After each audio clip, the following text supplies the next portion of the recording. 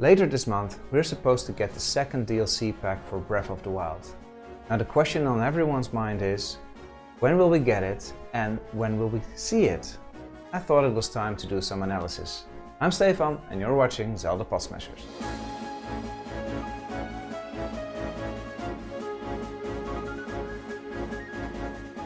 So when Nintendo announced the DLC, they said the first pack would come out in summer and the second pack during the holiday season. We actually got the first pack a little bit earlier than most people were expecting, early summer, but now it's already December and we still haven't seen much of the second DLC pack. Now some people are worried that it will be delayed to 2018, but just a month ago Aonuma himself said that's not the case. It's still coming in 2017, which should be December then. So where's the announcement? Where's the release date? Well, I think the reason they haven't shown much yet is Super Mario Odyssey. It's their other big Switch game, and they wanted to hype that and focus all press release and all attention on that game. Now that that's out, we have this other RPG, Xenoblade Chronicles 2. Now, fortunately, that's also out of the way, so I'm really expecting Nintendo to come with news very fast. And what would be a better place to show us a new trailer and give us news than the Game Awards? The Game Awards are about two things, basically. Game awards, but also big game announcements. And it looks like maybe this year Nintendo will get a lot of awards, I should say, for Zelda. Maybe even Game of the Year would be incredibly nice. But last year's they used this show to promote the game. In 2014 they showed the first ever gameplay. It was off screen, it was a bit hard to see, but it was very exciting, right? And they had a huge audience and it was a big thing. Then last year, 2016, they showed the Live in Ruins trailer, which had some villages and story segments, basically everything that we thought may not be in the game. They came out with a trailer at the Game Awards, so why not do the same thing? Especially this year, if Nintendo can get a few awards again for Breath of the Wild. They seem to really love each other. This host, Jeff Keighley, he's a big fan of Nintendo, something like that, and Reggie is always there. And they seem to get along, they seem to appreciate each other, so yeah, I think that's a good possibility. And it would give Nintendo the last chance to promote their game, their DLC, for a huge crowd of gaming fans. Not just Nintendo fans, but Xbox, PlayStation, PC, everyone is watching this show, right? So I think it would be a great opportunity. And after they've shown a trailer on the show, they'll put up some information on the website, like more details about the DLC. We should get a release date. We should find out what we'll actually do in the DLC pack number 2, Champions Ballad. Now, the Game Awards is on December 7th in the evening of the Americas. So for Europeans, that's somewhere in the night. So you may want to stay up for it. You may want to wake up on Friday just to check what the news was. We should find out more. And then a few days later, here comes the interesting part, is when Niconico is a streaming service in Japan, and it has featured Nintendo games in the past, Zelda, Mario. They already announced that they're going to do a Let's Play of Breath of the Wild on December 12th. Yeah, I gotta check my info. Why would they be featuring an old game unless they had the DLC to show, right? So I think that makes a lot of sense. Have the big announcement at an American show for the Western audience, but Japanese people probably aren't watching that, so just a few days later they'll have it on a popular streaming service And yeah, great information there. We should finally find out when we'll get it and what we'll do. Okay, I'm an idiot. I forgot to mention when I think the actual release date will be. I think it makes a lot of sense to release this before Christmas. New games and DLC are usually released on a Thursday or a Friday, so that would make it 21 or 22. Now, on the Zelda Universe forums, we have been discussing lately how big the DLC Pack 2 will be.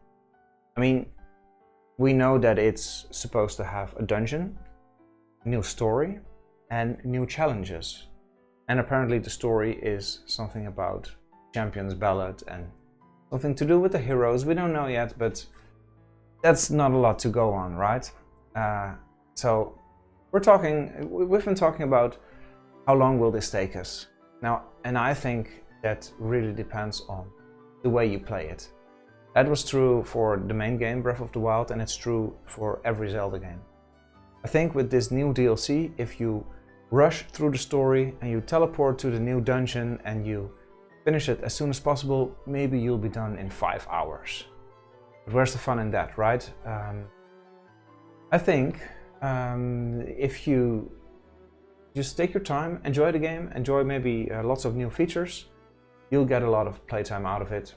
They've been working on it for, you know, probably a year or so, maybe 3/4 of a year. And yeah, but it's a bit scary. It's actually a bit weird. I don't know really what to think. Because in the beginning, when they announced the 2 DLC packs, I think everyone saw the second one as real meat. It has a new story, new dungeon, etc. And the first one was just a nice bonus. But we got the Trial of the Sword in a while. Yeah, Trial of the Sword. And I really enjoyed that. I've probably spent 20 hours on it. Just having fun with it and being amazed by it. And then I spent 5 hours on finding all the new loot and doing the new quests. And maybe, oh yeah, I started Master Mode.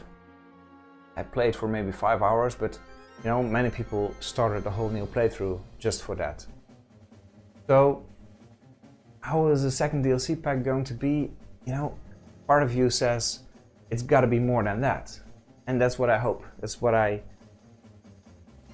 a bit afraid to hope for that, to expect it. I guess I'm trying to keep my expectations low, and we'll see what happens. But yeah, it should be nice to at least have a new story. Now, a few weeks ago, actually almost 2 months ago, we did a little podcast with some ideas for the DLC and also the fears we had for it and the hopes. Check it out if you're curious. But there's 2 more things that I want to mention right now, just because I like these ideas and I thought I'd share them. One is actually the Picori, the Minish. Nintendo announced a few months ago that during development they had these little people like the Minish and the Minish Cap, and they were supposed to be an extra race, and you actually saw a piece of art with Link sitting next to one in front of its house, and it looks cute. So what if they grabbed that idea and decided to let Link shrink down to Minish size and explore new areas that way? Like a small pond, a pond, I was going to say puddle, but that's taking it a bit too far. A small pond could be a big lake all of a sudden, you know, with new enemies. Suddenly you have insects chasing you and they're the big bad guys. Or a simple house could be a huge dungeon all of a sudden. I think it shows, it has a lot of potential of adding new areas and gameplay to the game without actually adding new landmass. Because I always find it weird, for example in World of Warcraft, you thought you knew the world, but no, suddenly there's this big island. Oh, we never saw it. I think that's strange. I would prefer that they don't do that in Breath of the Wild, but we'll see. And of course you probably can't shrink down to Minish size anywhere, because that's really going to work out or it's going to be boring. Maybe just in some small places. We'll see. It's more of a... yeah, I don't think that's actually going to happen. It would be too good to be true. But one thing, that's my other idea, that I do think is possible, is adding underwater segments. Link can swim right now, but he cannot dive, right? So if they would enable Link to dive, you're basically adding 10% to the game, to the world map, right? Because there's a lot of water in Hyrule. So then they would have to make the swimming fun, because swimming can get pretty boring and slow and frustrating, especially in some Zelda games. So, but I bet they can make something fun out of it. They could have a underwater mount, like a big seahorse that you can ride on and dive real fast. The entrance to the new dungeon could be underwater, you know? Pretty cool stuff like that. You thought you knew this lake, but actually there's a lot going on. That's a small idea I had. Yeah, I really don't know what to expect.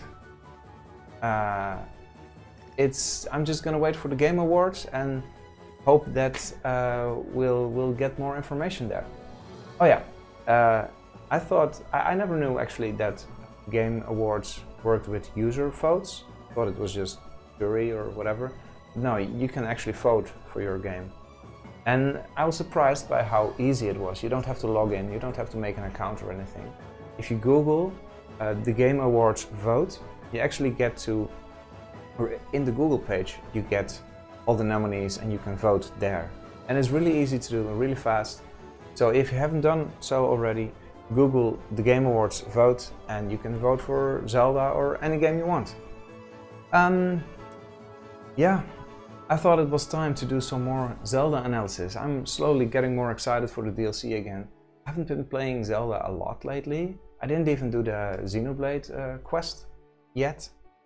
But right now I'm getting hyped again. So I'm ready to dive back into Hyrule. Hope you enjoyed. Let me know what you think, what you're expecting, and are you staying up for the Game Awards? What are your plans, you know, and will we win? Will Zelda win the Game of the Year award? Thanks for watching and see you guys next time.